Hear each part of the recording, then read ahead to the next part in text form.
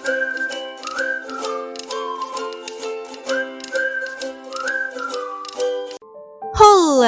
selamat datang di dunia ninja beruang. Di sini kita akan ngebahas semua hal yang mau gue bahas.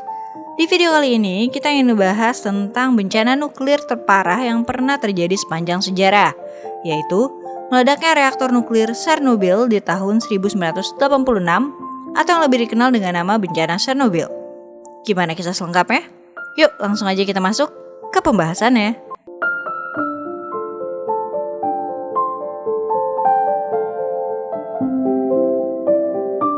Pasca Perang Dunia Kedua, teknologi nuklir menjadi hal yang sangat menyita perhatian banyak negara di dunia.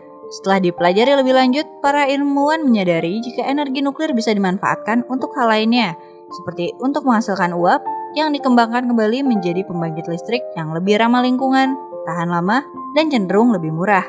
Untuk itulah dibuatlah reaktor nuklir sebagai pembangkit listrik di beberapa negara di dunia. Reaktor nuklir pertama yang pernah dibuat adalah Experimental Breeder Reactor atau EBR-1 yang dirancang dan dioperasikan oleh Argonne National Laboratory di Idaho, Amerika Serikat pada Desember 1951. Setelah lahirnya reaktor nuklir pertama di Amerika Serikat, pembuatan reaktor nuklir mulai dikembangkan di beberapa negara lainnya termasuk di Uni Soviet, yang salah satunya berada di Chernobyl, Ukraina. Lokasi pembangkit listrik tenaga nuklir Chernobyl terletak di sekitar 130 km dari bagian utara Kiev dan 20 km dari bagian selatan perbatasan dengan Belarusia. Pembangunan reaktor nuklir di Chernobyl dikembangkan dan dikelola oleh seorang ahli mekanuklir ternama Uni Soviet pada saat itu bernama Viktor Bukhanov. Kawasan pembangkit listrik tenaga nuklir di Chernobyl seharusnya memiliki 6 reaktor berdaya 1000 MW seperti yang telah direncanakan pada awal pembangunannya, di mana 4 reaktor selesai dibangun dari tahun 1977 sampai tahun 1983, dan 2 lagi dalam tahap pembangunan saat bencana tersebut terjadi. Setiap reaktor diwajibkan untuk melakukan tes sistem keamanan. Pada reaktor 4, tes tersebut belum selesai dilaksanakan meskipun reaktor tersebut sudah beroperasi selama 4 tahun. Tes uji keamanan yang harus dilakukan adalah tes kemampuan mesin turbin untuk tetap beroperasi mengaliri air guna mendinginkan inti reaktor ketika mesin mati mendadak. Meskipun Chernobyl memiliki 3 generator cadangan untuk memompa air pendingin, namun tetap dibutuhkan tenaga mesin turbin sebelum generator itu berfungsi selama 60-70 detik. Untuk itulah tes keamanan ini harus dilakukan. Sayangnya, meski sudah 3 kali dilakukan pengujian, mereka belum mendapatkan hasil yang memuaskan. Hingga akhirnya dilakukan pengujian yang berakhir malapetaka itu di tanggal 26 April 1986.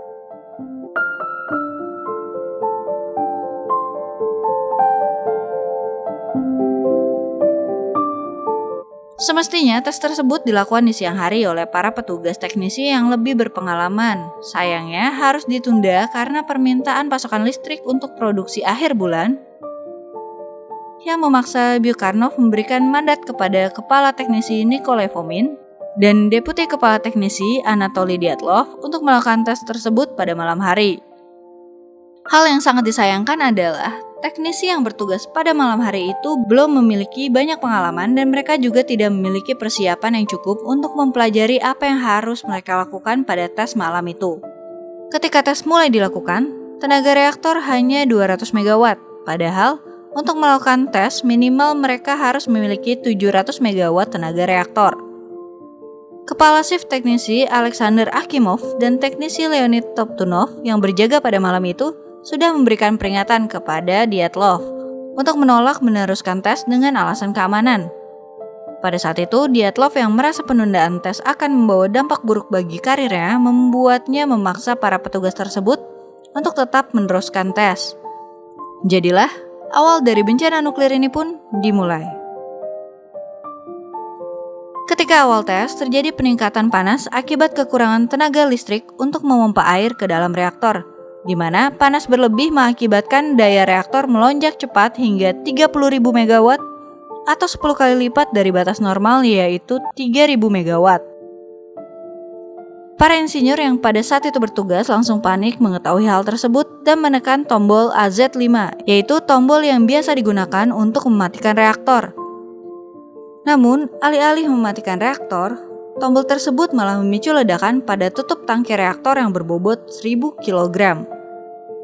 2 detik kemudian, ledakan kedua menyusul yang menyemburkan banyak material berbahaya yang telah terpapar radioaktif. Salah satunya adalah potongan batang grafit yang biasanya terdapat dalam inti reaktor. Kebakaran inti reaktor tersebut tak hanya menghasilkan asap hitam, namun juga cahaya biru berkilauan akibat ionisasi radioaktif yang sangat berbahaya. Ketika ledakan terjadi, Dyatlov dan para petugas malam itu tidak berpikir jika yang meledak adalah inti reaktor, sehingga mereka memberikan informasi yang salah dan membuat keadaan semakin memburuk. Banyak petugas pemadam kebakaran yang datang ke lokasi kejadian tidak mengetahui seberapa bahaya keadaan di sana, sehingga banyak dari mereka yang mengalami luka bakar dan terpapar radioaktif sangat parah.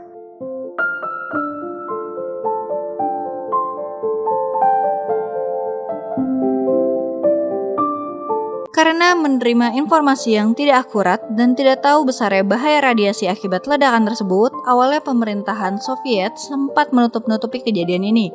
Mereka sempat menutup akses keluar masuk Pripyat, yaitu kota terdekat dengan PLTN yang menjadi tempat tinggal para pekerja, untuk mengontrol keadaan dan menutup informasi agar tidak keluar. Namun, setelah penyelidikan lebih lanjut oleh tim khusus, diketahui paparan radioaktif yang terjadi akibat bencana tersebut lebih besar daripada paparan radioaktif saat bom atom dijatuhkan di Hiroshima dan Nagasaki. Pemerintah Soviet pun langsung melakukan beberapa tindakan yang diperlukan demi menangani masalah-masalah yang akan timbul pasca ledakan.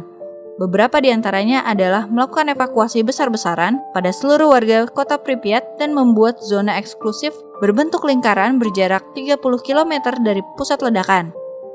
Pemerintah melakukan pemadaman pada inti nuklir di lokasi ledakan dengan pasir dan boron untuk menciptakan lelehan inti nuklir. Dan untuk mengantisipasi agar lelehan tersebut tidak merembes ke tanah dan mengkontaminasi air tanah, maka dilakukanlah upaya dengan pembuatan terowongan yang akan diisi hidrogen cair untuk membekukan lelehan inti nuklir tersebut. Tetapi karena inti nuklir sudah membeku sendiri sebelum upaya tersebut selesai dilakukan, maka terowongan tersebut diisi dengan beton untuk memperkuat pondasi demi meminimalisir adanya resapan yang bisa mengkontaminasi air tanah. Dan setelah beberapa bulan pasca kejadian, mulailah dilakukan pembersihan puing-puing dan dibuat bangunan sarkofagus pada pusat ledakan untuk mencegah kontaminasi yang dibawa oleh angin.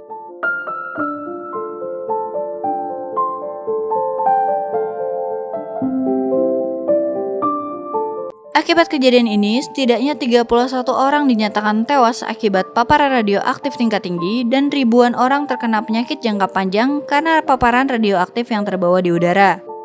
Pada tanggal 7 Juli hingga 30 Juli 1987, dilaksanakan persidangan atas kejadian ini. 5 orang pimpinan dan pekerja dari reaktor pembangkit listrik tersebut dinyatakan bersalah dan dijatuhi hukuman. Mereka adalah mantan wakil kepala teknisi Anatoly Dyatlov, mantan direktur pabrik Viktor Byukunov, mantan kepala teknisi Nikolai Fomin, direktur shift reaktor Boris V. Rogozin, dan kepala reaktor Alexander P. Kovalenko. Awalnya, Alexander Akimov dan Leonid Toptunov, juga Valery Perevozenko yang bertugas pada malam itu telah menerima surat resmi atas penuntutan. Tapi penuntutan terhadap mereka dihentikan saat petugas tersebut meninggal akibat paparan radioaktif. Anatoly Dyatlov dinyatakan paling bersalah atas tindakan kriminal salah urus perusahaan yang berpotensi meledak dan dijatuhi hukuman 10 tahun penjara. Meskipun ia hanya menjalani hukuman selama 3 tahun saja.